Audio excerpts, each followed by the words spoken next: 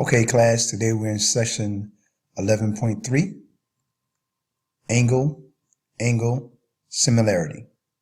Once again, section 11.3, angle, similarity. Write this down, get this in as the heading for your notes, and make sure you put down today's date.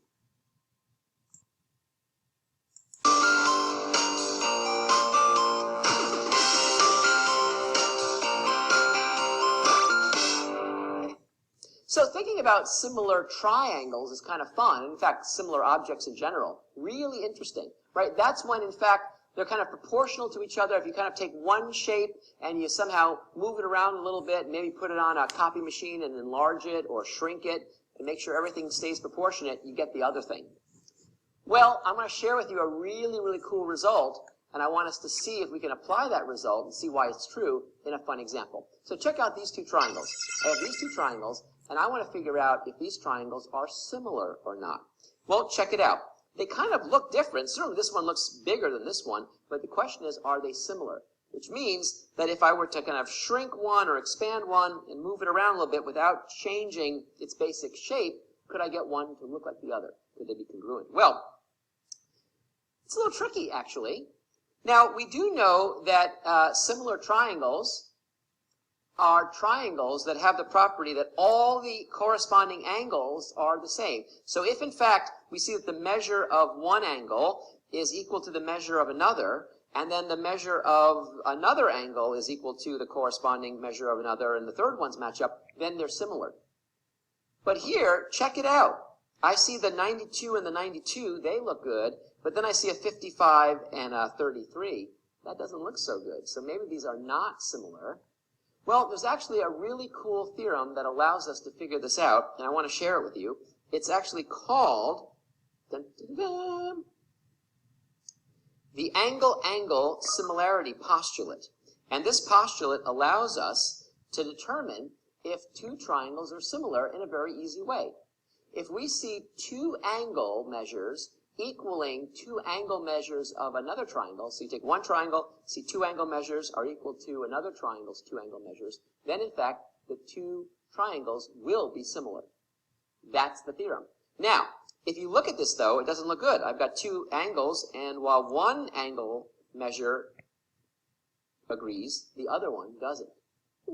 Could be tricky. But we do know something. If you know two angles of a triangle, you can find the third. That's really easy because you know the sum of the angles theorem, which is that the sum of the angles of any triangle is 180 degrees. So if we look at their measures, we have to get 180 degrees. So let's do a little calculation, have some fun, see what happens, and go from there. So let's consider the first triangle. So in the first triangle, if I want to find out that mystery angle way up there, all I have to do is add up all the angles. So I'm going to take 92 plus 55 plus that measure, I'll just call it question mark. You can call it anything you want. I'll call it question mark just to have fun. Let's have some fun.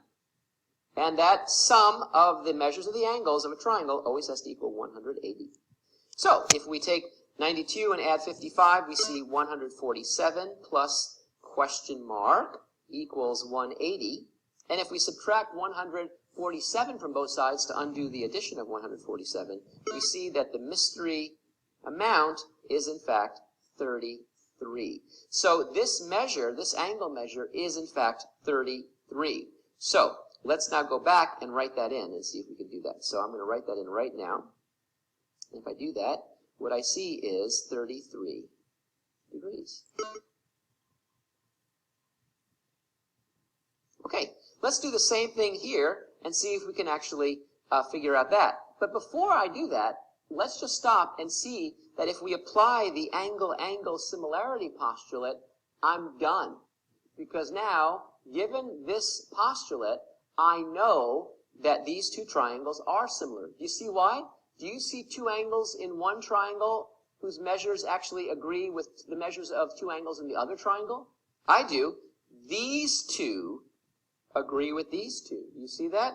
We've got the 92 degree measure here, and we've got the 33 degree measure here. So that's enough to stop and say, hey, these triangles, in fact, are similar. But let's actually verify that. Let's actually see that the angle-angle similarity postulate really does hold by actually finding this last measure and hope that it equals 55. Okay, so let's try that right now just for fun.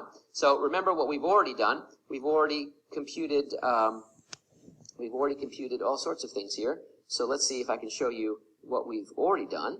We've already done something, I don't even know what we've done, but let's now just figure this thing out. So here we go. We'll do it right now live. If we add up the measures here of this triangle, it has to equal 180. So here we go again.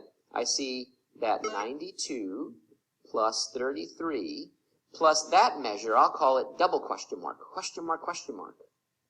equals 180. The sum of the measures of any triangle equals 180 degrees. Okay, so what's 92 plus 33? That's 125 plus the double question mark. I like using fun names for the things we don't know. And then if we subtract 125, we see that the double question mark equals 55, which means that the measure of this angle right here is in fact 55 degrees. And do we like that? Do we think that's awesome? We sure do, because now these agree. And so you can see that these agree. You can see that the measure of these angles agree, and you can see that the measure of these angles agree. And since we have 3 corresponding angles in each of these 2 triangles having equal measures, here, here, and here, then we know the triangles are similar. And notice that we could have stopped prematurely. We didn't have to actually compute that, because once we got the 33 and the 92, that was enough, because we have the angle-angle similarity postulate. These postulates and theorems in geometry, I think, are some of the most beautiful theorems and ideas in mathematics. They go back to the ancient Greeks, and they remain true today.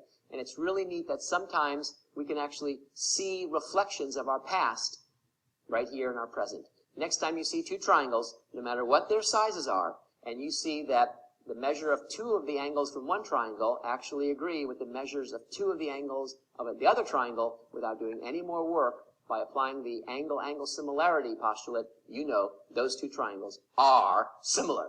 Have fun looking for similar things in your life. I'll see you soon.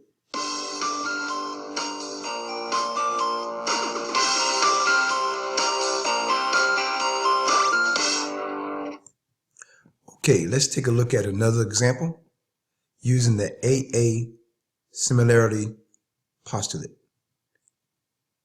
AA stands for angle-angle. If 2 angles of one triangle are congruent to 2 angles of another triangle, then the triangles are similar. Example 1. Explain whether the triangles are similar. The figures show only one pair of congruent angles, 100 degrees, 100 degrees, or you can say angle B and angle E are congruent. Find the measure of the third angle in each triangle. Find the measure of the third angle in each triangle.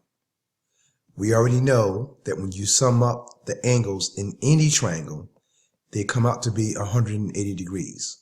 When you sum up the angles in any triangle, they come out to be 180 degrees. So here we have 45 degrees plus 100 degrees plus the measure of angle C, which we don't know, is equal to 180. So I add 45 plus 100, that gives me 145, plus the measure of angle C, and that's equal to 180. I'm trying to get the measure of angle C by itself, so therefore I must get rid of this 145 degrees. Currently it is a positive 145, so the inverse of 145 is a negative 145. What I do to one side, I must also do to the other.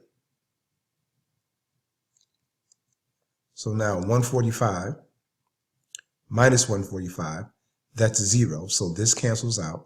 Along with this cancels out. So the only thing I'm left with is the measure of angle C.